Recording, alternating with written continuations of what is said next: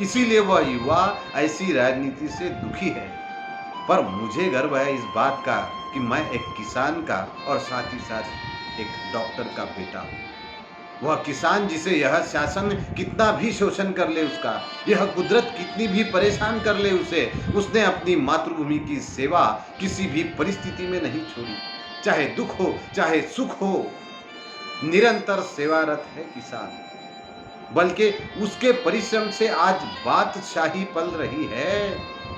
उसके देश में आज बादशाही उसकी वजह से जीवित है, ऐसा महाराज जी राष्ट्र संत जी कहते हैं। जब किसानों की देखूं भलाई मैंने खुशियां मनाई, मैंने खुशियां मनाई, क्योंकि दुनिया का पोशिंदा वो है, उसमें थोड़ी जरा सी ना भूख है। साफ दिल का वो प्यारा रघु है, उसके श्रम से पली बादशाही, मैंने खुशियां मनाई, मैंने खुशियां मनाई।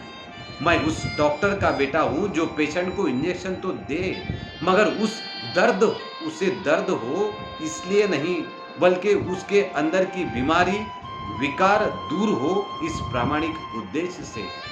सौभाग्य से कोरोना की इस भयंकर महामारी में किसान और डॉक्टर दोनों का बहुत बड़ा योगदान रहा है मित्रों। इसीलिए मेरे शब्द भी आपको अगर कहीं कड़वे लगते हो ना, या दर्द देने वाले लगते हो, तो मैं भी किसान और डॉक्टर ऐसे पिता के संस्कारों से आया हूँ, आप सोचिए भी। राष्ट्र संत जी इसीलिए कहते हैं कि हमने तो प्रेम का पत्थर मारना सीखा भला, वह लगता किसे चोट बन, यह तो प्रभु ही जाने का। पर वह जिसे लग गया वह जग गया, मुझे नहीं पता जब लग गया तब। मुझे आनंद है इस बात का कि मेरे जीवन के क्षण राष्ट्र संत जी जैसे अन्य क्रांतिकारी विचारों के संत महापुरुषों के विचार प्रचार में जा रहे हैं। मेरी जिंदगी के कुछ क्षण में खुद को बहुत बड़ा भाग्यवान मानता हूं। पर मुझे इस बात की पीड़ा भी है, मुझे इस बात का कष्ट भी है कि देश में राज्य सत्ता में चारों तरफ वो लोग अगर हो जो नहीं होने चाहिए, तो उन्हें अपदस्थ कौन करेगा।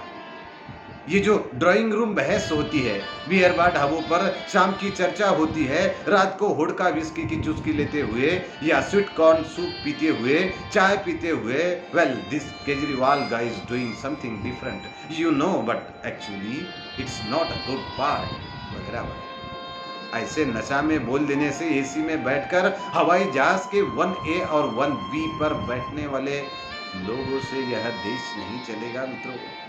यह देश आज जो मेरी बात सुन रहे हैं उन युवकों से ही चलेगा जो घर से ही संस्कारित होकर बाहर निकालते हैं। आपको अपनी अपनी समझ थोड़ी बड़ी बना के देश के प्रति एक शुभ संकल्प लेना होगा।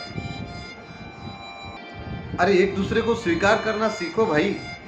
प्रधानमंत्री जब नेहरू जी बने थे तब उन्हें कांग्रेस का समर्थन, पूर्ण समर्थन था, पूरा बहुमत था। उसके बाद भी उन्होंने ऐसे 3 मंत्रियों को अपने मंत्रिमंडल में शपथ दिलाई थी जो गैर कांग्रेसी थे। जरा उन लोगों से सीखिए। राष्ट्रवाद के प्रबल प्रवर्तक हमारे अमर हुतात्मा स्वर्गीय श्यामा प्रसाद जी मुखर्जी, इनको कश्मीर मामलों का मंत्री बनाया था उन्होंने। दूसरे थे डॉक्टर बाबा साहेब आम्बेडकर, जिनसे कांग्रेस के शुरुआत से ही मतभेद थे, फिर भी उनको पंडित जवाहरलाल नेहरू जी ने कानून मंत्री बनाया था।